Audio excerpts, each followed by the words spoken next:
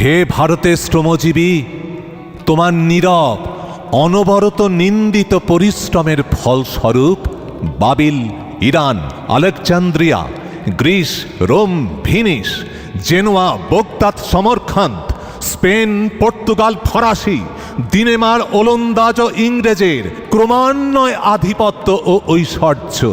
আর তুমি কে ভাবে এ কথা?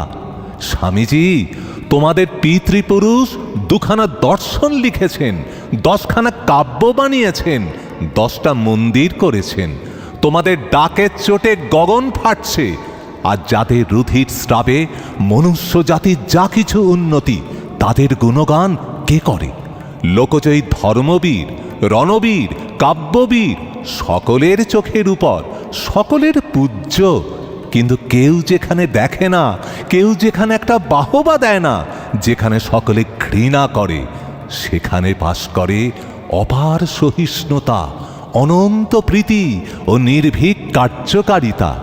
আমাদের গরিবরা ঘর দুয়ারে দিন রাত যে মুখ বুজে কর্তব্য করে যাচ্ছে, তাতে কি বীরত্ব নাই? বড় কাজ হাতে এলে অনেকেই বীর হয়। 10,000 লোকের বাহবার সামনে কাপুরুষও অক্লেশে প্রাণ দেয়।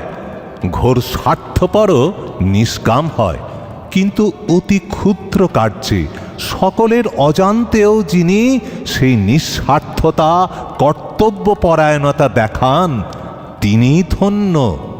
সে তোমরা, ভারতের চিরপদদলিত শ্রমজীবী। তোমাদের প্রণাম করি।